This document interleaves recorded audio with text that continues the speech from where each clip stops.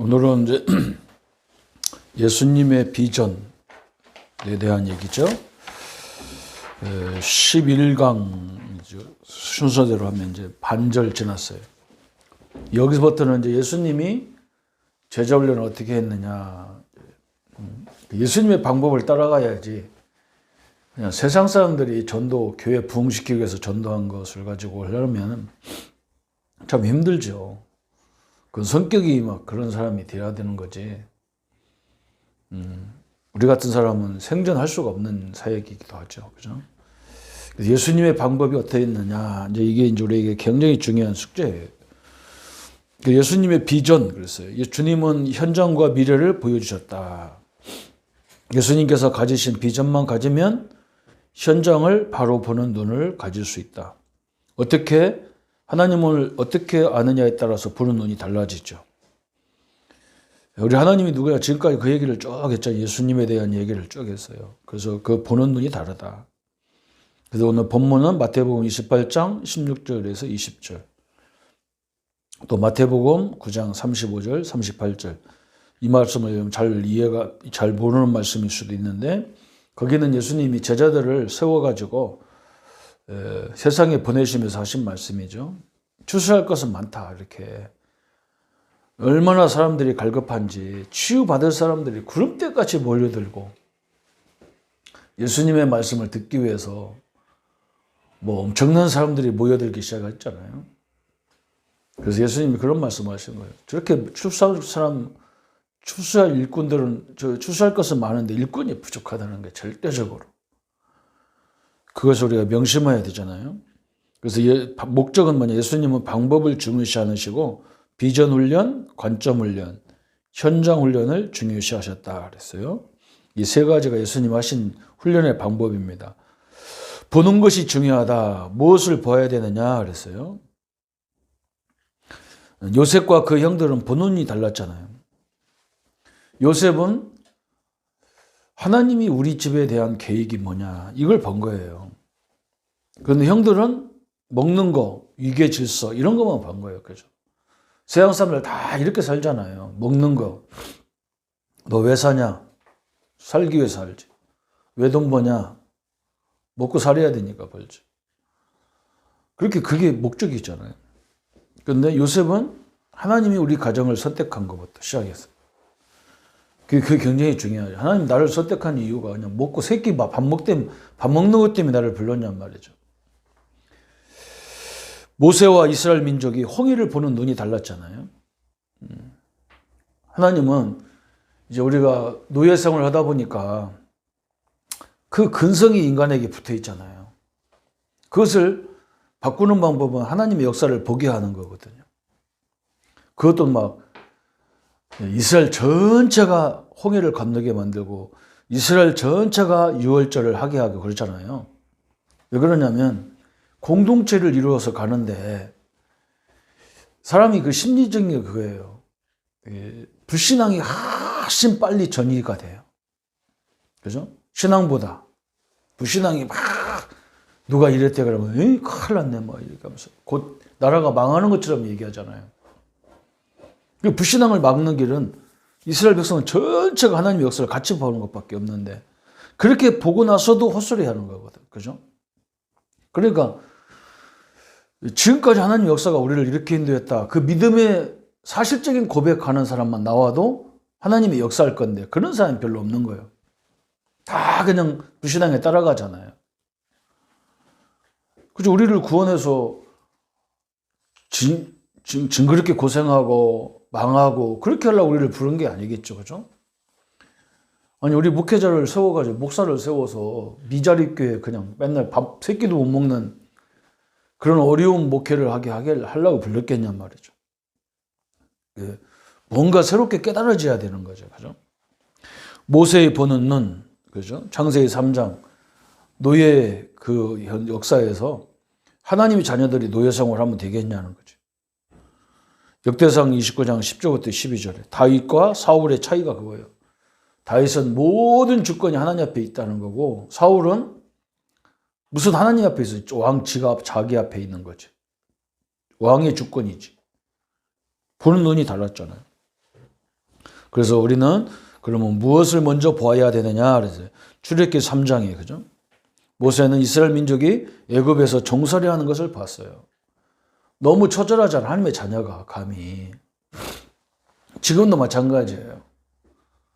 저는 이게 먼저 보이더라니까. 우리 성도들이 교회까지 나와도 자기가 하나님의 자녀라는 긍지가 하나도 없어요. 긍지가 하나도 없다니까. 이게 큰일이잖아요. 그렇잖아요?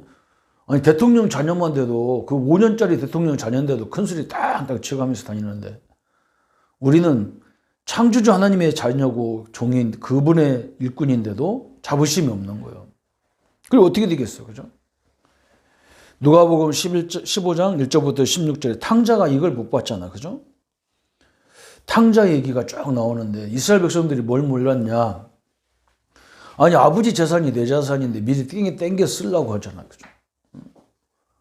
아니, 참 답답한 일이지. 이 바리새인들 얘기하는 말이거든, 바리새인들, 그죠? 하나님의 축복이 영원한 건데 이걸 몰랐어요. 그렇잖아요. 아버지가 갖고 있는 재산만 내 것이 아니라 아버지가 갖고 있는 모든 배경이 내 것이란 말이에요. 마태복음 9장 36절에 추수할 곡식은 많은데 일꾼이 없다. 예수님이 그걸 설명한 거예요. 사도행전 3장 1절부터 12절에 안진뱅이에게 그죠? 뭐가 필요하냐? 진짜 저 사람에게 필요한 게 돈이냐? 저 사람의 운명을 바꿔줘야 될 거 아니냐는 거죠. 사도행전 10장 38절에 사단에 눌린 자를 봤단 말이에요. 현장에. 세상에 눌리고 돈에 눌리고 자식에 눌리고 명예에 눌린 사람을 봤다는 얘기죠. 에베소 2장 1절부터 3절까지 그죠? 미신 사람의 손에 종로를 타는 자를 보았어요. 요한복음 8장 44절에 그들의 소속이 마귀의 자녀라는 걸 봤어요. 히브리 9장 27절, 로마서 6장 23절에 시한부, 우리는 다 시한부 인생이라는 걸 알았어요. 여기서 사는 것이 영원한 것이 아니라는 걸 알았어요. 계시록 14장 9절부터 11절에 인간은 반드시 죽은 이후에 심판이 있어요. 천국과 지옥으로 가는 심판이 나와 있는. 또 마태복음 12장 43절 45절에 우상 숭배자들, 종교 생활하는 사람들은 귀신을 섬기는 것이라는 걸 알았어요. 종교를 알았어요. 종교와 복음의 차이를 안다는 것은 거의 신앙생활의 90% 이상을 성공하는 거예요. 종교가 뭔지 복음이 뭔지 잘 몰라요. 여러분 먼저 보아야 될 것 그랬고요. 그러면 두 번째 하나님의 진단과 치료책이 나오죠. 출애굽기 3장에 그죠? 모세가 처음에는 막 자기 능력으로 하려고 막 사람을 때려서 막 말리다가 하나 때렸는데 죽었잖아, 그죠? 그때 하나님이 뭐라고 하냐? 내가 너와 함께 하겠다. 그 말은 내가 너를 통해서 역사하겠다 그 말이잖아요. 출애굽기 3장 14절 15절에 전능하신 하나님이 함께 하시겠다.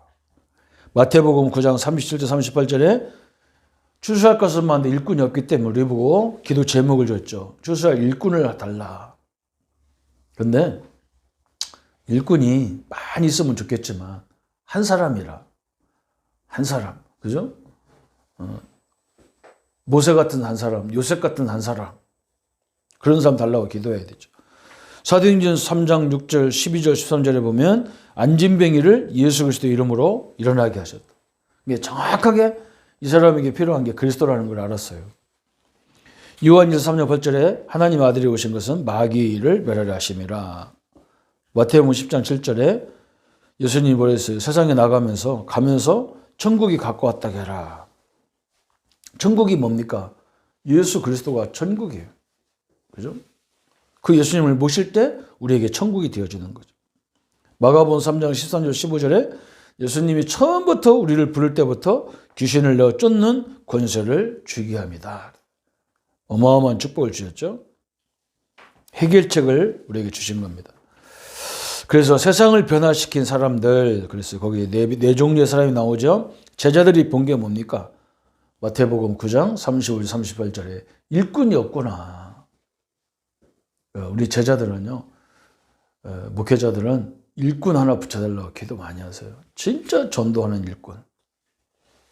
70인이 본 것은 뭐입니까? 누가복음 10장 17절 20절에 보면 뭐 뱀과 전갈을 밟으며 막 원수의 능력을 제어할 막 그러니까 현장에 사람들이 거의 다 사단한테 묶여져 있는 귀신한테 묶여져 있는 그래서 우리에게 그걸 이기는 권세를 주신 걸 봤단 말이에요. 120문도가 본 게 뭐냐? 사도행전 1장 8절에 그죠?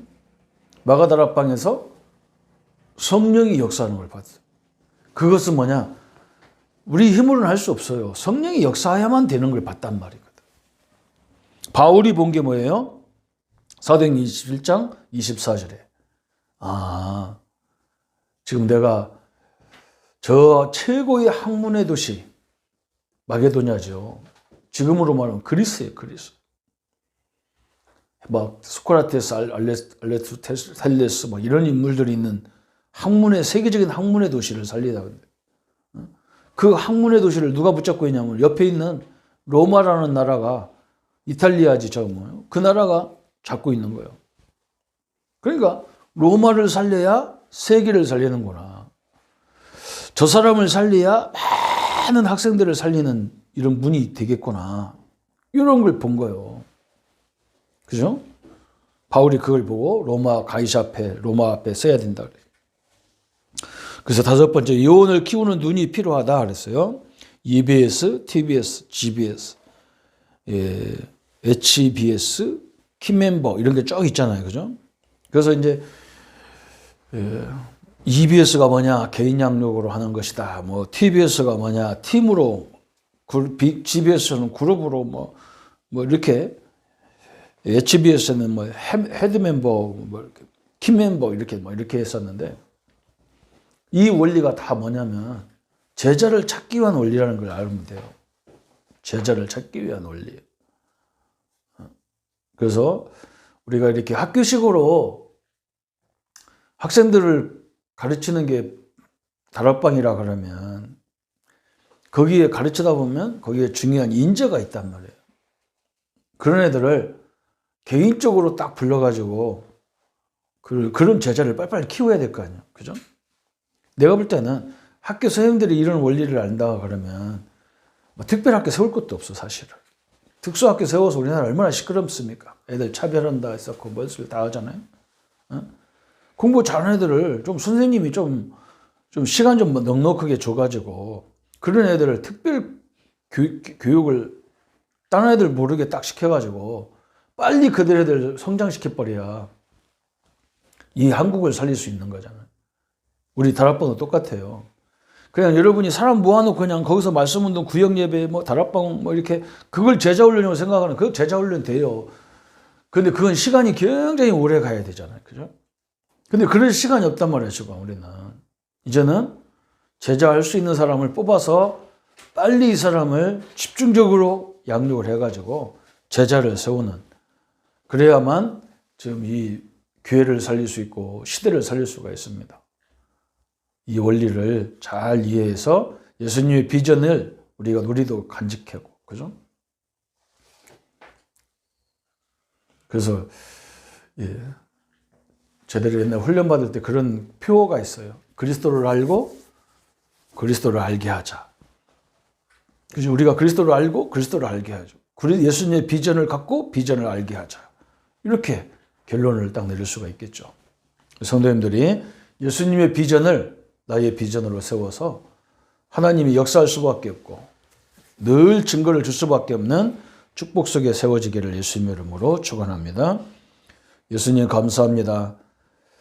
우리의 꿈과 야망이 아니고 하나님이 주시는 예수님의 비전이 우리의 비전이 되게 하셔서 예수님이 세상을 보면서 가장 안타까워했던 그 부분을 붙잡고 제자를 세우고 추수할 것은 너무나 많은데 일꾼이 없는 이것을 보게 하셔서 한 사람의 일꾼이 얼마나 중요한지를 우리가 지금도 확인합니다. 그런데 우리도 이런 일꾼을 만나는 한 사람의 응답을 받을 수 있도록 역사에 주옵소서.